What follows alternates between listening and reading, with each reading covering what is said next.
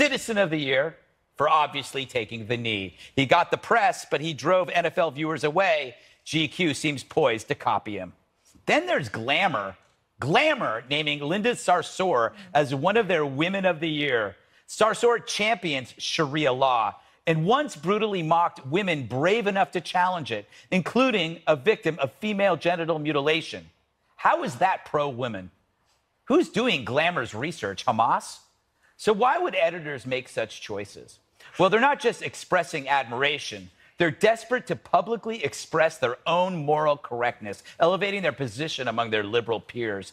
It's, please see how aware I am of social justice issues. Such actions bring good feelings from the identity politics set, but it's a political sugar rush. The feeling fades fast, and then you're left alone and broke. Case in point, look at Teen Vogue. Don't look at it. After deciding to embrace progressive politics, they had to close its print edition, costing 80 jobs, all for a desperate stab at social relevance. I tell GQ to learn from that mistake, but judging from their past political stances, I doubt they'd listen. They put the ass in ascot. So anyway, what are your thoughts, Dana? Well, I was going to ask you, like, does this kind of thing work for them? Because you know the publishing industry better than most. Like, if you do this, it's a way to maybe try to get some cachet with advertisers to see how relevant they are. But you're alienating half your audience right then and there. There's a lot of guys, who GQ who are into football who are ticked off. There are women. I'm sure. Well, I don't know who reads Glamour anymore. I stopped reading it. No. What about the pictures?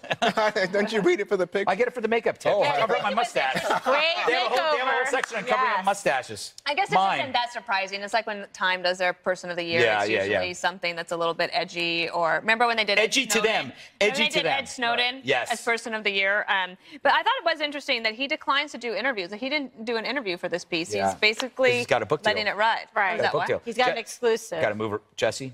Yes, I'm going to invoke the View rule, which is I would like to be in GQ one day, so I'm not going to come down too hard on the magazine. You will never be in GQ.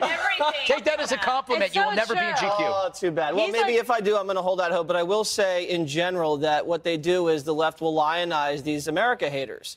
And like a Cindy Sheehan, or the guy that was on the cover of Rolling Stone, the Boston bomber, or a Keith Olbermann, or someone like that. And they'll be the flavor of the month, and the media will milk them, and they'll profit from them, and then they'll just discard them, and then, they'll be in the left-wing media hall of fame. But these awards don't mean anything anymore as they used to, because you said in the monologue the industry's dying. But what kind of citizen was Kaepernick this year?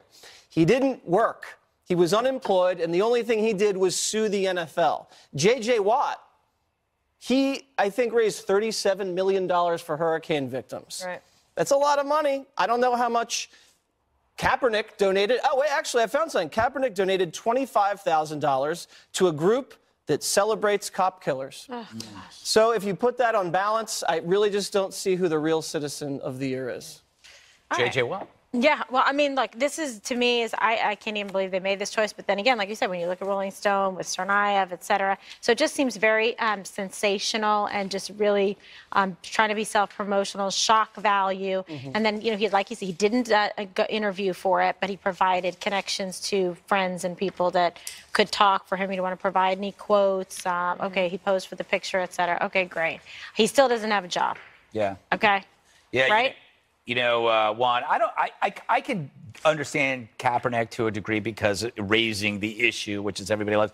But Sarsour, I mean, Glamour is supposed to be, a feminist magazine. They claim to be for women, and they're elevating a woman who thinks Sharia law is the way to go.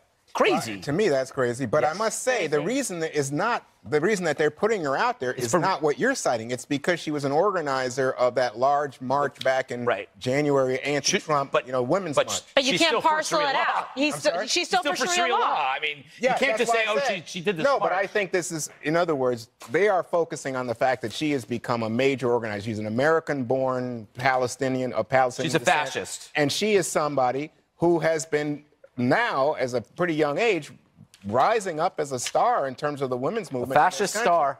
Well, that's they're misguided. It seems ill-informed. In this moment, when we're talking about women as a major political force, you don't need this kind of woman, female leader. Fine. Women do not need somebody. If you ever heard what she said about these Muslims, it would make you sick. I would agree, because it involves the mutilation stuff, which is just beyond my tolerance. But I must say that I think we have a different point of view on Kaepernick, because when GQ honored Kaepernick, they said, and some of his friends say, this is a guy that would be making millions, and therefore he's given up money.